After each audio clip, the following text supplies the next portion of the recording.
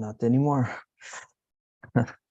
Okay, so let's get started. Bismillah ar-Rahman ar-Rahim. Alhamdulillah. Wassalatu wassalamu ala Rasulillah wa ba'd. Welcome to the Quran study class. We're back in the multi-purpose room and we are on section 27 of Surah Al-Baqarah. So let's continue from where we had left off. Okay, Allah says in verse 217, let me hide this thing. How do you hide this thing? There we go. Okay. It says, يَسْأَلُونَكَ عَنِ الشَّهْرِ الْحَرَامِ قِتَالٍ فِيهِ.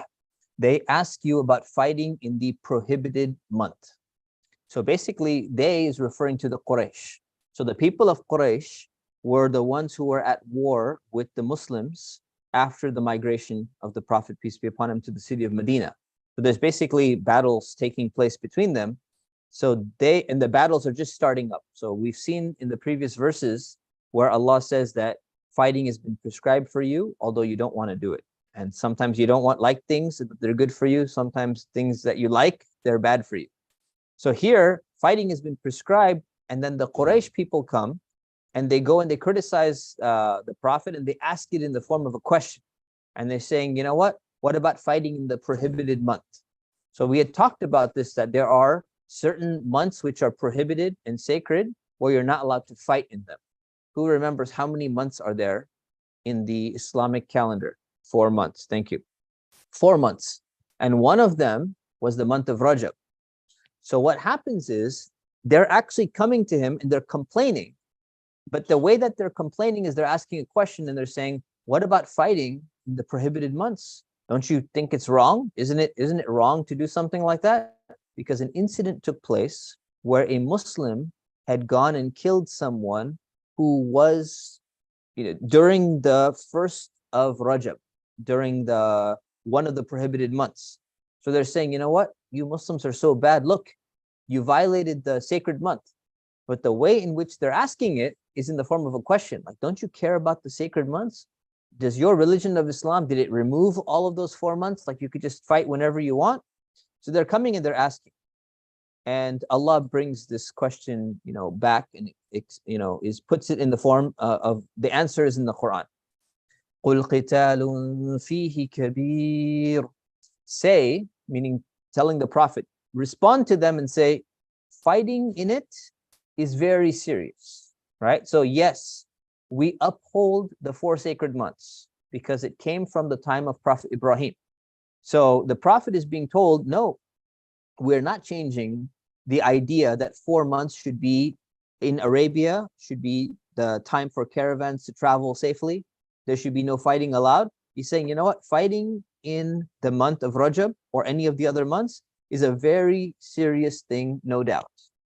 But the parentheses that I put here says intentionally. Because now if you look at the context of what happened, the Muslim who killed the other guy, because they're at war, right? And they're going out in the middle of nowhere and there's skirmishes taking place, small little skirmishes. When was he killed? On the first day of Rajab. And what happens is, if you know the Islamic lunar calendar, which most Muslims know because of moon sighting and all that stuff, you know that you have to check and see if the crescent is sighted to determine if it's going to be the next month or not. So the month before it, he wasn't sure if the moon had been sighted so that it's the new moon or not. So he assumed that it was the previous day of the previous month. It had not completed the entire month. So this man claims, only Allah knows what's in his heart, but he claimed that, hey, we were in a war, we were in a battle, and we continued the war thinking that it was the previous month. But you guys are saying that the first of Rajab came in. So if he accidentally thought that it was not the first of Rajab, then it was an accident. He simply didn't know. So the Prophet is being told, tell the people of Quraysh, yes, fighting in a sacred month is a very serious thing. Meaning, like, you know what? You're right. The guy made a mistake. He shouldn't have done that. Whether we accept his excuse or whether we don't accept his excuse, Muslims are not perfect. They're going to make a mistake. And if they make a mistake, we admit those mistakes. Are we trying to redefine the sacred months and say that they don't have any value? No. The Prophet's saying it is a very, Allah is telling the Prophet to tell them, yes, it's a very serious thing. But وَصَدٌّ عَنْ سَبِيلِ اللَّهِ وَكُفْرٌ بِهِ وَالْمَسْجِدِ الْحَرَامِ وَإِخْرَاجُ أَهْلِهِ مِنْهُ أَكْبَرُ عِنْدَ اللَّهِ. But hindering from the path of Allah, rejecting Him, rejecting the sacred mosque, and expelling its residents from it is more serious in the sight of Allah. But why is this response coming? It's because the Quraysh are people who are coming and they're saying like, hey, look at you Muslims, you guys did something wrong. You need to feel sorry, you need to feel bad, you need to apologize. And what are the Quraysh doing? They're going and they're killing people, they've persecuted them, they're fighting against them, like they're doing so many bad things. All right. It's like one of these major countries that goes and invades like this poor, desolate country, doesn't have any army or anything like that. And after dropping bombs on them, you know, somebody goes and does something wrong. Maybe one person kills another person. You just bombed an entire village. You say, look, one of your guys, look what he did. He did something bad over there. You're like, okay, you're right. What they did is bad. But you just bombed an entire village. And you just did this, and you just did that, and you did that. How dare you get on your high horse and say that like we should apologize for this little tiny thing and we should pick on this when you guys have done so much more wrong. So basically, this is a beautiful way showing how Muslims should respond. And Allah is telling the Prophet how to respond, because we see this every day in our world today, right? When it comes to Palestine, same thing. Right? Palestinians are being killed, they're being massacred, they're being persecuted, there's a giant wall going on. And then all of a sudden, one rocket comes and kills an Israeli. They're like, look what you did. How bad people you are. And you'd be like, okay, you can make the argument that shouldn't have happened, that was wrong.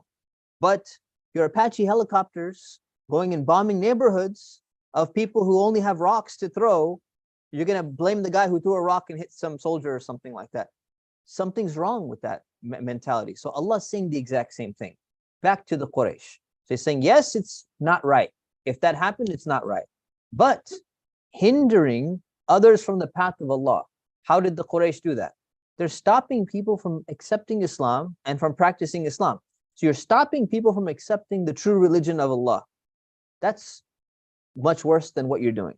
Number two, they're rejecting Him. You're rejecting Allah, right? So accepting idol worship and not accepting that Allah is the creator, you're rejecting Allah as well. Number three, rejecting the sanctity of the sacred mosque.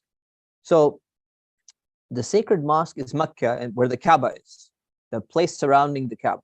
So what did the Quraysh do at the Kaaba? They put idols for people to worship idols instead of worshiping Allah. That is much worse than whatever happened over here. And number four, and expelling its residents from it. So who are the residents of the people of Mecca? The Muslims lived in Mecca, and they got kicked out of Mecca for what reason? For being Muslim. So Allah is saying all those four things that you guys are doing is more serious than the accidental killing of one person that you guys are sitting here and nitpicking and complaining about. Yeah, it's serious, but what you've done is way worse than that. So you don't have the right to sit there and point fingers and demand an apology or something like that. It's more serious in the sight of Allah. So don't pretend to be so concerned about, we care about the sacred months.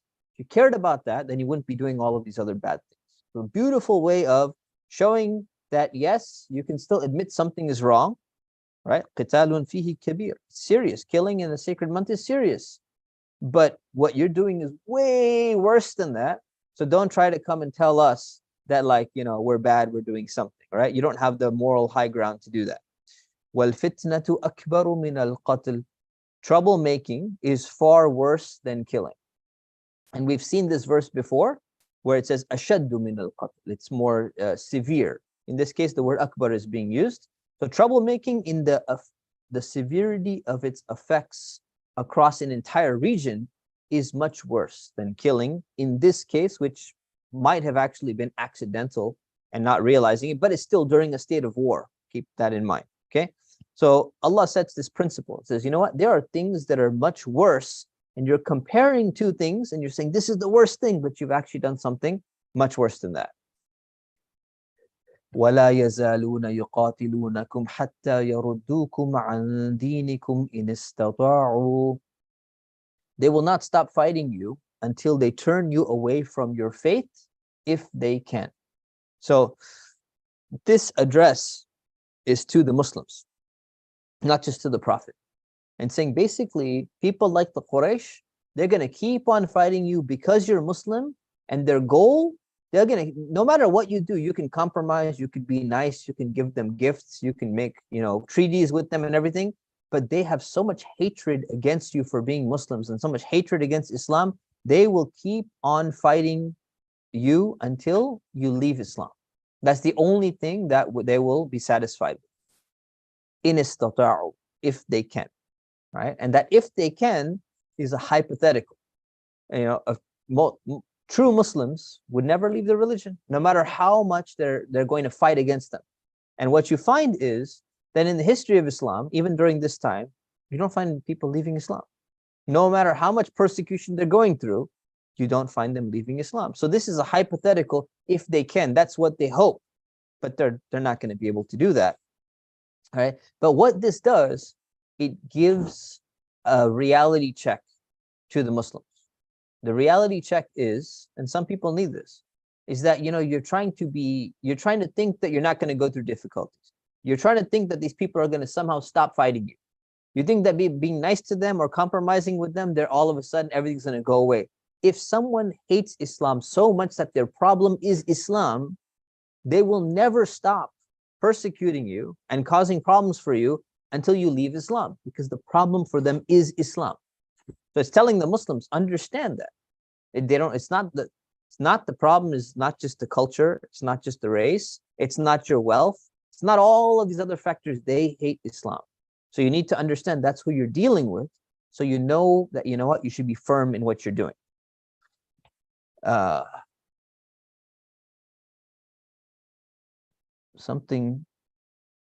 the qaf shouldn't be there. وَمَنْ يَرْتَدِدْ مِنْكُمْ عَنْ دِينِهِ فَيَمُتْ وَهُوَ كَافِرٌ فَأُولَٰئِكَ حَبِطَتْ أَعْمَالُهُمْ فِي الدُّنْيَا وَالْآخِرَةِ. Whoever among you renounces his faith and dies as a disbeliever, his deeds will become void in this life and in the hereafter. So Allah explains, and He says, you know what? Although it's a hypothetical, it's not going to happen.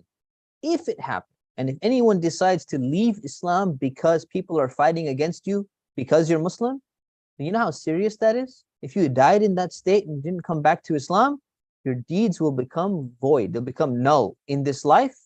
Null in this life means it's not going to benefit you in any way. All that stuff that you've done, all the struggle that you've done, you gave it up because you gave up Islam. And in the hereafter. So if you leave your religion in the Day of Judgment, all those deeds that you've done, you've wasted everything. So it's like a warning. Would you want that? Would you want to lose everything that you've done? It's a reminder that, you know what?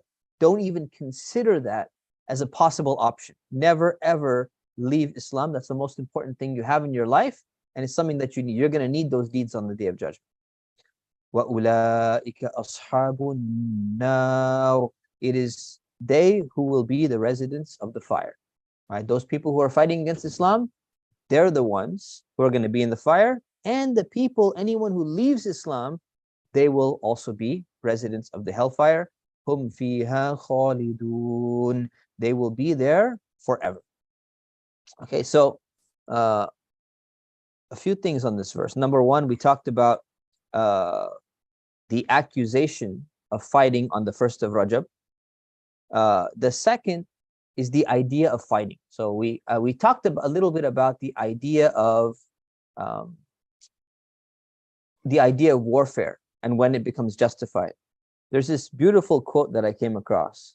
It says basically, the gun of a policeman and the gun of a gangster are not the same. You can't compare the two.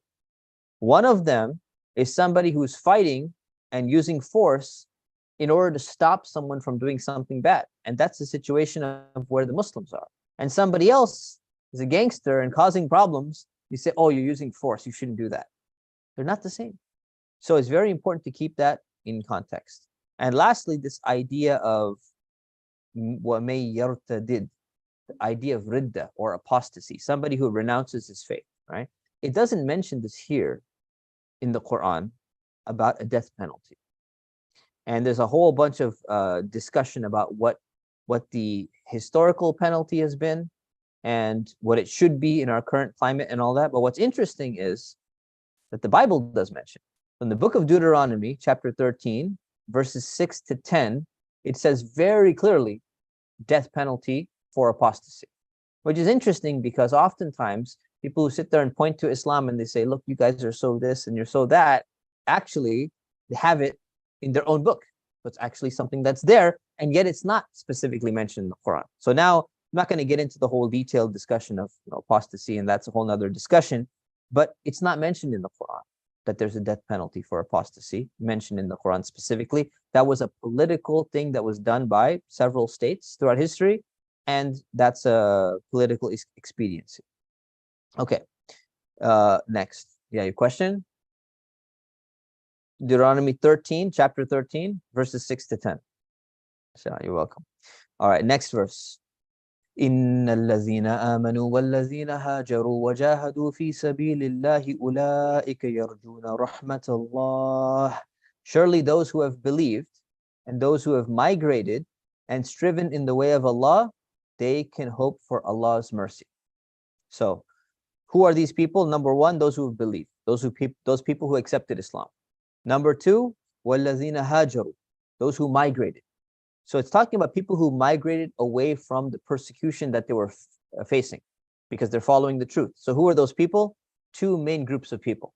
One group was the Muslims who were in Mecca and they migrated away. They moved to Medina. And there's a second group of people who migrated. Does anybody know who they were? Where did they migrate to? Second group of Muslims who migrated somewhere else because they were being persecuted. Thank you very much, mashallah. Abyssinia. So another group that migrated from Mecca to Abyssinia because they were being persecuted, and several of them, they did not immediately migrate back to Medina. They stayed in Abyssinia for a while. It's referring to any group in general, but particularly these two groups. That's saying they gave up their hometown, their homeland. They give up many of their possessions. It's very difficult to travel, especially back then, and move to a foreign place. So these two people. Number three, وَجَاهَدُوا فِي سَبِيلِ اللَّهِ, the people who strive in the way of Allah. So this idea of jihad or striving in the way of Allah means where you risk your life and you risk your possessions, sometimes in the context of war, sometimes in other contexts, saying these three people, these are the ones who can hope for Allah's mercy. Meaning these are the people who are really on the straight path and they won't have anything to worry about. Why? Because in the previous verse, what did the previous verse end with? It ended with, those are the inhabitants of the hellfire. So Allah does this a lot. He juxtaposes two concepts. He was just talking about hellfire. So now he goes, we're going to switch it back to mercy. Who deserves the mercy of Allah? Who doesn't have to worry about the hellfire? These are the people who can hope for that. Wallahu ghafurur rahim. Allah is forgiving and merciful. Now, if we take this, and I've mentioned this several times before, whenever you find, usually you find the two names of Allah mentioned at the end of verses. If you look and say, how is this connected to this verse or the previous verse, you can tell based on the context. So here, Wallahu ghafurun, Allah is forgiving. That's not the verse we're on.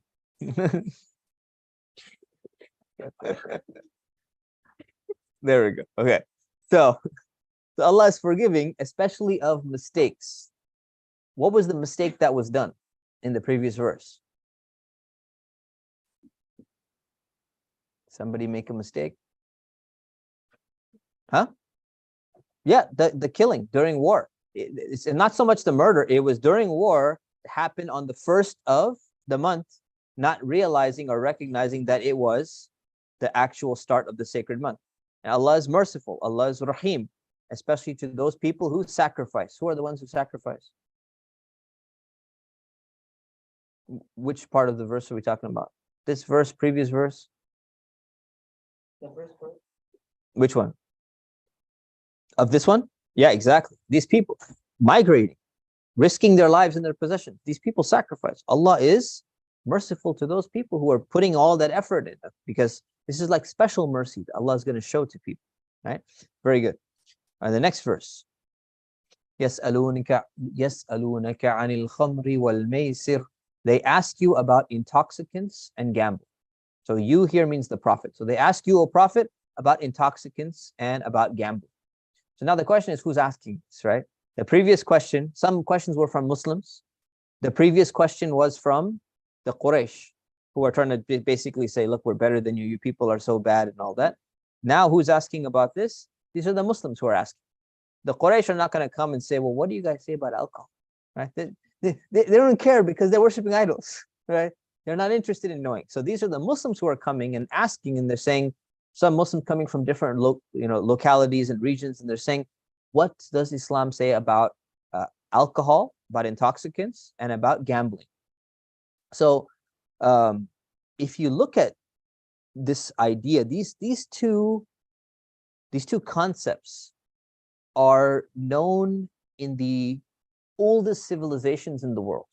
So when you do archaeological studies of like Babylonian civilization, Egyptian civilization, Greeks and the Romans, and prior to that, you'll find alcohol and you will find gambling remnants in almost every single one of those societies, every single one of those civilizations.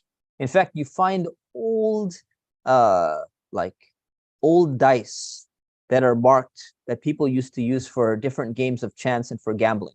And you find different pots that were, people were making alcohol with and all of that stuff. These are two of the most prominent vices that have afflicted every civilization throughout history. So they're asking you about it, and they're saying, well, it's prevalent in Arabia.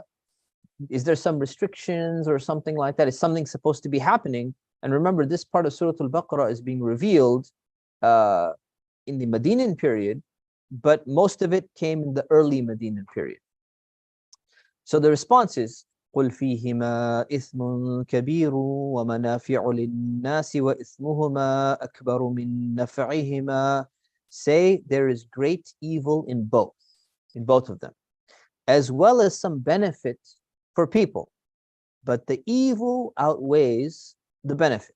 Now the word that's used is sin, but in this context, it means evil. Right? It's sinful and it's evil, and the evil causes you to do other sins like alcohol and things like that. Cheat people, it's another type of sin. So the response is, there is a lot of bad in both of these things. And then, so right now, the prohibition of alcohol has not come yet. Alcohol was prohibited in 3 main stages in verses of the Qur'an. The prohibition is not 100%, but it's showing how bad alcohol is and how bad gambling is, and it's setting up a very important principle. And that principle is that, yes, even Allah acknowledges that there's some benefit for people. In these things, there's some benefits. You say, well, what is the benefit, right? So today, some people argue, say, oh, well, there's benefit in alcohol. It can be used as a cleansing agent, and red wine has some beneficial effects or whatever it is. Even at that time, when they weren't able to distill alcohol, they were still looking at it, well, it's a way to escape reality. Had a hard day at work, you're busy, you're going through family issues, whatever it is. You can just kind of get lost and, enjoy yourself. When it comes to gambling, sometimes you win. And if you win, there's some benefit. You can actually make some money sometimes. But it's saying, if you look at the evils in these two practices, the harm outweighs the little tiny benefit that may or may not accrue to you. Which means it's basically saying that this is really bad, you should avoid it. But at this point in time, it's not 100% prohibited yet. And then it becomes prohibited in a verse because people were so addicted to it. They needed a gradual introduction of a law. It's like it takes time for people to get over it, like the prohibition in America. Right? They tried to prohibit things and everyone just went underground. They're drinking, rubbing alcohol and all sorts of weird things and dying and stuff like that. So Allah had wisdom, and he realized that people who are addicted to it, they need some kind of gradual treatment of this to eliminate this from society. So Allah mentions this, and then he says, وَيَسْأَلُونَكَ مَاذَا يُنْفِقُونَ. Actually, let's finish this first. If you look at the idea of the prohibition of alcohol in Islam and the prohibition of gambling in Islam, 2 things that no other civilization in the history of the world has been able to actually enact. And this is one of the prides of Islamic civilization. Everywhere it goes, every other colonial power, any other colonizing force goes and takes over another country. What do? They introduce their form of alcohol. They introduce different forms of gambling. And if it wasn't very prevalent, it becomes more prevalent. It becomes part of the economy. When Islam came to different regions and it fell under the Islamic Empire, Muslim Empire, you find the eradication and removal of alcohol and of gambling. Now, there's a little bit here, a little bit there, and a little bit underground here and there, but there's not a single major civilization you can ever find that was able to eliminate gambling and alcohol, even close to what the Muslims have done. And yet everyone agrees that these are social vices because it's very hard to control them. Every single country, every single place on earth has restrictions on alcohol and they have restrictions on gambling because they know how harmful it is. And actually, the United States is fairly good relative to other parts of the world. If you go to Western Europe, you walk into a Tesco, like you walk into a grocery store, right, like a Vaughn's or Albertsons, and there's slot machines at the entrance to the grocery store, and this, like it's like a Las Vegas basically, but this is in a normal city. So you walk in. So what do people do? They go there with their grocery money to buy groceries. And they walk in and they go into this, you know what? Maybe I'm feeling lucky today.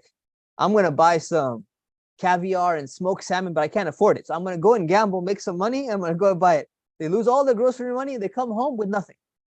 This is a huge problem. Read articles about it. People lose their grocery money because they got casinos inside of a grocery store. We're not allowed to have that, alhamdulillah. Here, this is actually a pretty good thing. In an airport, people are like about to board an airplane. You got casino right there in the airport. It's pretty insane what people have when it comes to gambling. Huh? Yeah, they have it at the gas station. They have it everywhere, basically. People go to fill up gas and they walk in, they gamble their money, and they can't even put gas in their tank. And they drive away. It's pathetic. So the harms, people know it, but they just simply can't stop themselves. And that one of the amazing, if you look at any historian who studies the world, they look at all the civilizations and they go, we can't help but to be impressed that the only civilization in the world that was able to curb and stop alcohol and gambling at a massive scale was Islam. There's no other. So sometimes, we complain, we're like, oh man, look, there's like an underground bar in Saudi Arabia, and Turkey, Istanbul has like some bars, and it shouldn't be happening. Yeah, it shouldn't be happening. But relative to the entire world, just look at the stats, it's still impressive. It's impressive what Islam has done to the world's population for the last 1400 years because of these verses. And then it says, وَيَسْأَلُونَكَ مَاذَا يُنْفِقُونَ قُلِ الْعَفْوَ. They ask you, O Prophet, what they should donate. And we've already seen a verse like this. They asked the exact same question, right? And now he's giving a little bit different answer. He's saying, قُلِ الْعَفْوَ, whatever remains, meaning whatever you can spare, basically. So you take care of your needs, save up, a little bit for your future expenses and all that stuff. And if you can spare what you want to know, what else you should spend, whatever else you're able to spare. You don't spend your necessities, but if you can do more than that, if you've saved up enough, you can donate that. And you just left it at that because people were asking, what should we donate? Who should we donate to? The previous verse was, who should we donate to? And it listed all those categories that we saw. I think it was last session.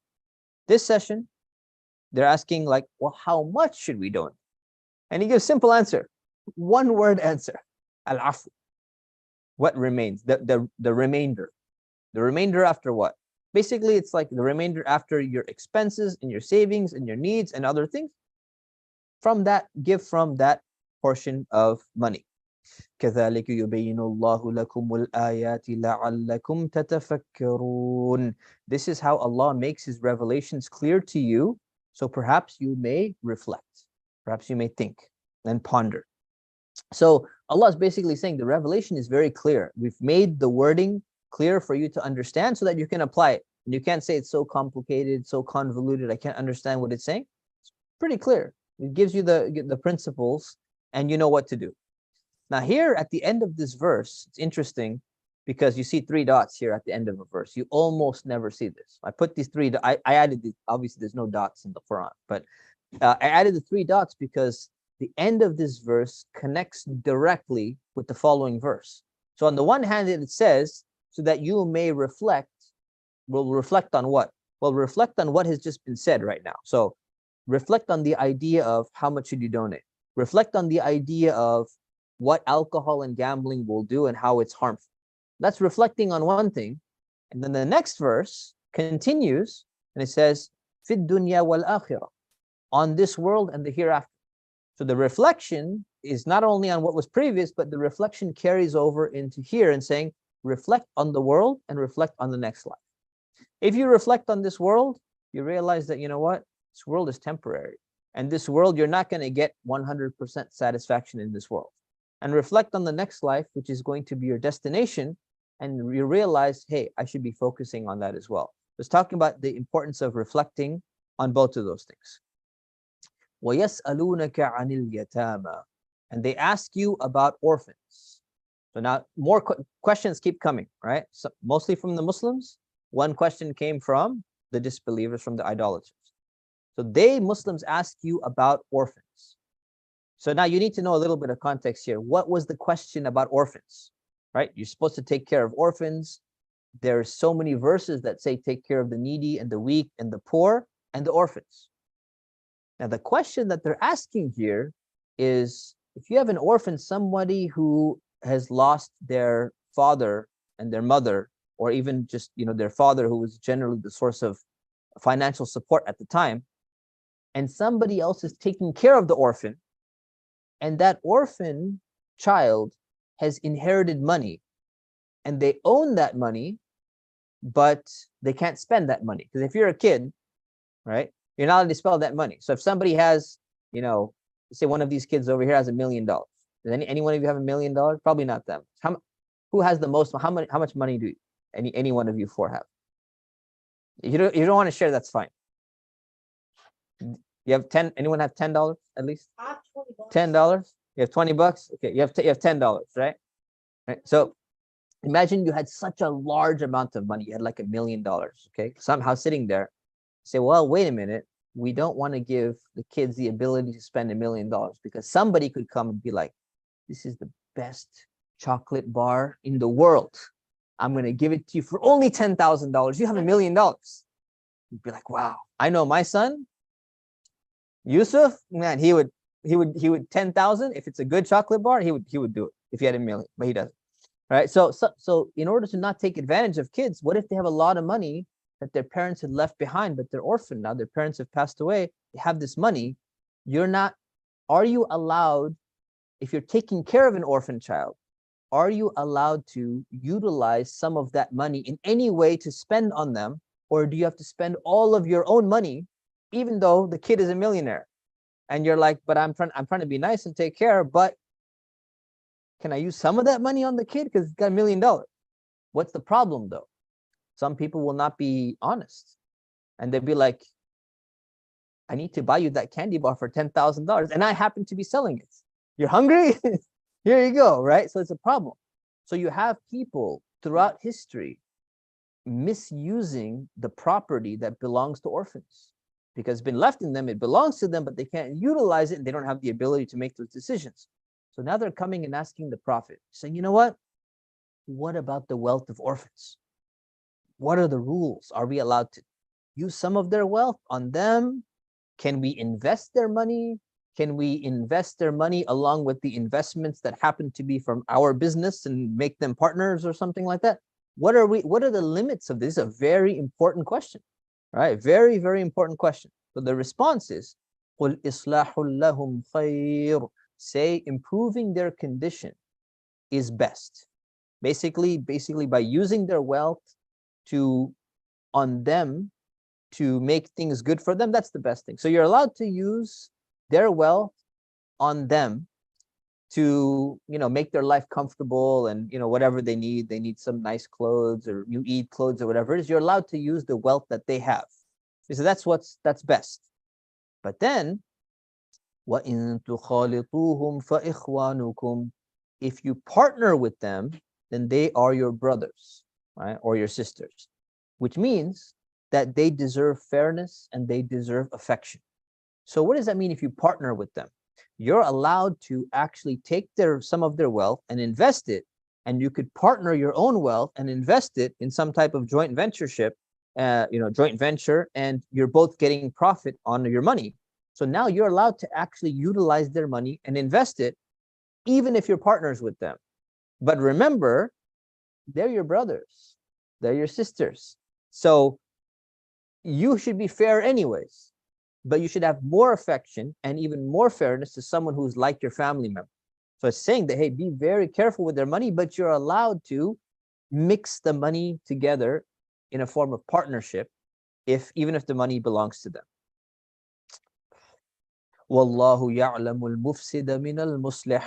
Allah knows the one who intends harm and the one who intends good. Meaning, so always be fair to them. Allah knows what's inside, if you're trying to rip them off or if you're trying to just really benefit them and you want their wealth to grow. Because what's going to happen is the wealth of an orphan, if it just sits there, if you think about if you're paying zakah on it, difference of opinion on that. And if inflation nowadays is eating that up over time, and they're going to get their money 10 years from now, 3% inflation, 5% inflation, whatever it is, their money becomes less valuable. Investing it would have been good, something good for them. So here it says Allah knows the one who's trying to harm, and Allah knows the one who's trying to help these people. So be careful. وَلَوْ شَاءَ اللَّهُ لَأَعْنَتَكُمْ. Had Allah willed, He could have made it difficult for you. What would have been difficult? You're not allowing that partnership. So you're not allowed to invest their wealth. It would be difficult for you. You're not allowed to spend any of their money on them. All of it has to be charity from you. And then when they reach the age of maturity, you give them all their money back and you don't get any of that for taking care of them. Allah could have made that difficult for you if He wanted to, but He didn't. He didn't do that. Inna Allaha azizun hakim. Surely Allah is mighty and wise. Allah is mighty and He can make whatever rules He wants. But He's wise and He knows which rules are good, and He chose not to make things difficult in this situation. Okay. The last verse. وَلَا تَنْكِحُوا الْمُشْرِكَاتِ حَتَّى يُؤْمِنْ. Do not marry idol-worshipping women until they believe. So it's speaking to men here and saying, do not marry anyone who's not a Muslim and who is in the category of a disbeliever or an idol worshiper until she starts believing and she becomes a Muslim. Don't marry them. وَلَأَمَةٌ مُؤْمِنَةٌ خَيْرٌ مِّن مُشْرِكَةٍ وَلَوْ أَعْجَبَتْكُمْ. A believing slave woman is better than an idol worshiper, meaning someone who's a free idol, non-slave idol worshiper, although she may seem pleasant to you. So basically it's saying, you know what? There's different social status. And in the past, there were slaves and there were free people who were not slaves. And the social status of one, obviously, is lower and the social status of the other is higher. So it's saying, you know what? Someone who is from a lower social status, lower class, maybe less money, less whatever you're thinking that people generally rank in terms of worldly standards, even though they're lower, but they're a believer and they're a Muslim, then that is way better for you, even though you may think, وَلَوْ أَعْجَبَتْكُمْ, even though you may think, but I really like that other girl. She's so nice. She's from a good social status. She's wealthy. She has a good personality. Our personalities click. We kind of have a similar language. We have a similar background, all of that stuff. And Allah is saying, even though all that stuff may seem there, the believer is better for you, better than the other person. Because Allah knows that this idea of marriage, right? Marriage affects your entire life. Any relationship you have with anybody affects your life. Your best friend is going to affect your life. Even some of your distant friends will affect your life, right? So now marriage is one of the closest relationships you can have and is going to significantly affect the way that you think. So Allah puts it in this way. Oh, it'll come in a moment. All right. وَلَا تُنْكِحُوا الْمُشْرِكِينَ حَتَّى يُؤْمِنُوا. Do not marry your women to idol worshipping men until they believe. So the other way around. The Muslim women should not be marrying idol worshipping men either. وَلَعَبْدٌ مُؤْمِنٌ خَيْرٌ مِّن مُشْرِكٍ وَلَوْ أَعْجَبَكُمْ. A believing slave is better than a free idol worshiper, although he may seem pleasant to you. Right? So it's basically saying the exact opposite. See, Allah didn't have to do this, by the way. He could have simply just said one thing for all people: don't marry disbelievers. But he split it up to address the man and to address the women separately to show how important this actually is. He says, أُولَٰئِكَ يَدْعُونَ إِلَى النَّارِ وَاللَّهُ يَدْعُو إِلَى الْجَنَّةِ وَالْمَغْفِرَةِ بِإِذْنِهِ. They call you to the fire while Allah calls you to paradise and forgiveness by His permission. So this is the point that I was making. The people that you surround yourself with affect you, and they're going to call you either towards paradise, towards asking forgiveness for Allah, towards praying and becoming a good servant of Allah, or they're going to call you towards the hellfire, directly or indirectly, right? Just the influence that you have with people around you, they're either going to indirectly or directly call you and bring you down that road. So what is Allah saying? He's saying this is why it's forbidden. It's not allowed because we know, Allah knows the influence that it's going to have, and this needed to be stopped. So we need to be very, very careful about that. وَيُبَيِّنُ آيَاتِهِ لِلنَّاسِ لَعَلَّهُمْ يَتَذَكَّرُونَ. He makes his revelations clear to the people, so perhaps they will be mindful. Perhaps they will be on guard. Perhaps they will reflect on what? On the dangers of the influence that relationships have. So this is the general rule that's been set in Islam. Now, there's a similar rule that has been commented on where it makes an exception for men to marry Jewish or Christian women in Surah Al-Ma'idah, which we'll get to a little bit later on. So this is the general rule. The general rule, that exception doesn't apply for women to men, and this is one of the most, contested or like discussed, not contested, discussed issues that people have. So I've written an article on it. It's on my website, askthescholars.com. So I won't get into too much detail, but a few things that's interesting. One of them is that this same rule of only marrying believers is also mentioned in the Bible, the book of Deuteronomy, chapter 7, verses 3-4, and it's also in the second book of Corinthians, chapter 6, verse 14. I won't go into detail about it, but I just want to reference that. And one of the problems that we find today is in American society. Muslims form 1% of the population. I was just in Tokyo, and the Muslims form 0.1% of the population. What that means is whenever you're a minority, smaller minority you are, the less options for marriage you're going to have. I was in Malaysia. Muslims are 60% of the population, much higher, and it's a dominant religion. Islam is basically everywhere, even though there's 40% non-Muslims there. Your selection is extremely high. But once you get to 1%, or if in Japan, 0.1%, it becomes very difficult to find someone who's, from the same country. Of your options get limited. And what happens now is we have this same problem in America where almost on a weekly basis, I have somebody saying, I want to marry a non-Muslim. And we're not talking a man wanting to marry a Jewish or a Christian woman, which is still disliked according to most scholars if you live as a minority in a country. Most people don't know that. But anyways, but outside of that, there's a prohibition in Islam that you're not allowed to marry a non-Muslim. And yet there are so many Muslims who are saying, I have to. Why do I have to? Because can't find, one is she's cute, he's cute. Usually it's the Muslims are bad, don't like them, we don't click, right? They're demanding, their dowries are too high, they're this, they're that, there's cultural issues and all that stuff.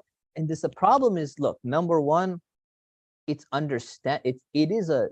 a genuine problem. The more your population goes down, the more your selection goes down. And the more your selection goes down, it's going to be very hard to find someone who fits, even a medium level criteria. So this is a legitimate problem. What's the solution? The solution is not to break the rules that Allah has set. There's probably many things that need to be done to solve this problem, and it's a huge problem, right? And it's my project number 437, sitting there somewhere, right? I'm not going to be able to solve this, on my own. But what we have to remember is that there are things that we should be doing, but we should always stay within the confines of what Allah has told us to do. There's a difference between admitting something is hard and challenging and a problem, and saying something is so hard and impossible that we must override what Allah told us to do because it's just impossible. And that's where people need to really have some wisdom and some restraint when it comes to this issue. So I just want to say that, and I'll leave it at that. Open up the questions, inshallah.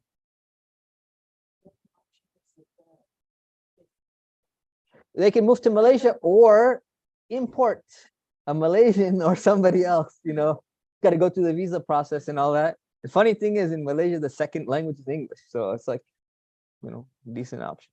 Yes.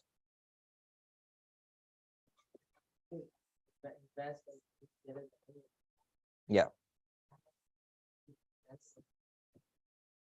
You make the decision because technically consent cannot be taken from a minor. So consent is not required. It'd be nice to say, hey, by the way, you can kind of consult with them maybe, but no, consent is not a requirement. Other questions? Yeah.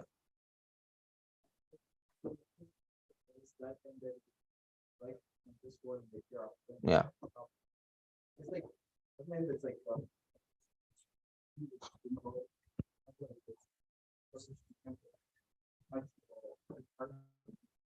So how do you reflect in this world while not, how do you balance reflecting the hereafter in this world? How do you balance reflecting on the hereafter and this world? Well, with attaching your heart to the world. Yeah. So that's a deep question, yeah. Yeah, it's a whole conversation, really. But one part of reflecting on the world is reflecting on the things in the world that show signs towards Allah, right? So reflecting on the design and the beauty in this world that Allah has created. So reflecting on the creation can actually make you focus on the creator, which will remind you of the next life. That's one. And then two, I think what you're trying to ask is, how do we not get too caught up in this world, basically?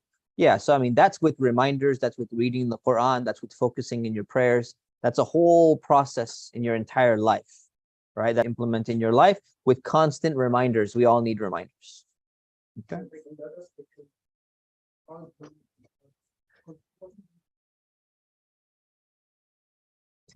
So focusing too much on the hereafter, meaning if you're not fulfilling your basic needs and necessities of life, you're not taking care of yourself, you're not taking care of your family and all that, that's when it becomes extreme. Very few people do that, but that would be the extreme part. Okay. I think on that note, Yeah. I think Buddhism, some of they take it kind of that extreme. They take, yes. Now, any of the world I've trusted. Yeah. So other religions who encourage monasticism and just leaving life completely and living in a cave, there are many religions that do that as the ideal, and those are the extremes that we should avoid. Yeah.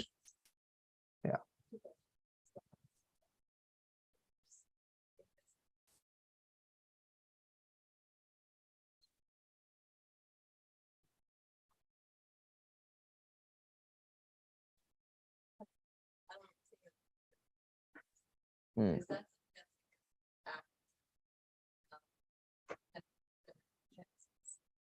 So, in terms of marriage or in terms of moving? Okay, so if you're not able to, yeah, it doesn't come in the category of migration, but seeking a righteous spouse wherever they are in the world. If you had to sacrifice, let's say, wealth, or you had to sacrifice a little bit of language or a little bit of culture or a little bit of this, making a sacrifice to find a more righteous spouse definitely is going to bring you more reward, and it's going to bring you benefits in the world, in the life as well. for sure. Yeah. Yeah.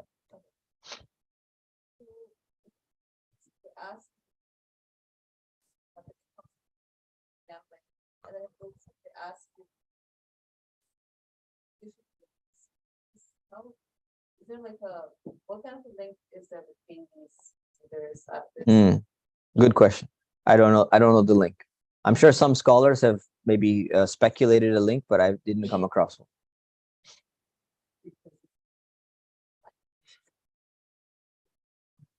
Yeah. Yeah. You mean between the alcohol and the donating, or between this one and the next one? Next one. Yeah, between these two. Yeah, I'm not sure. Not sure. So there's a scholar by the name of Maulana Hamiduddin Farahi.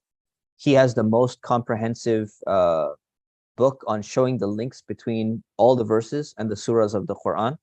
Unfortunately, I've not had access to his books, but I've read about him. So he's probably the best person to consult on. I think it's only in Arabic. I hope someone translates that.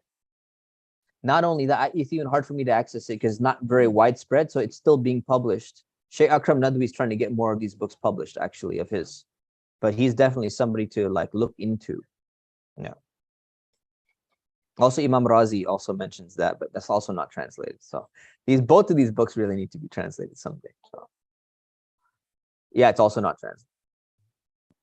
Yeah. So more broader question.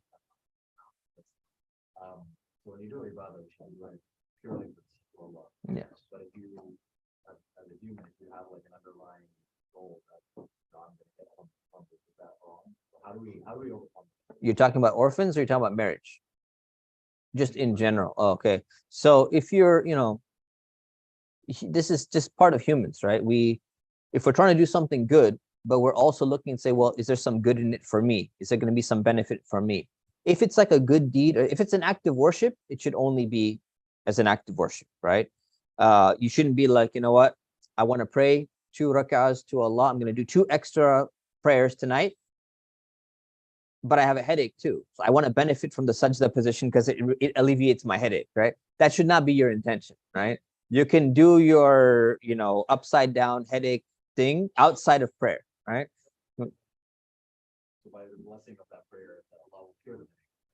Oh, okay, yeah.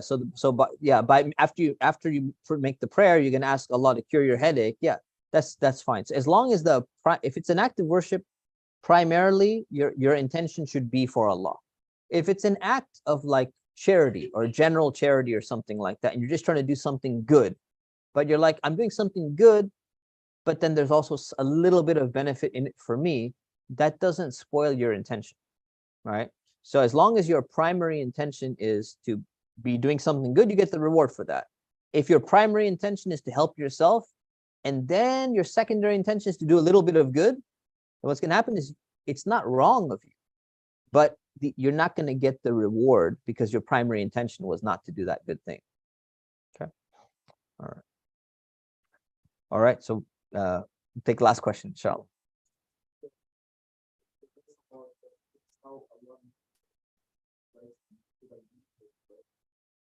How do you just like balance between like you reflective, but then also assaulting as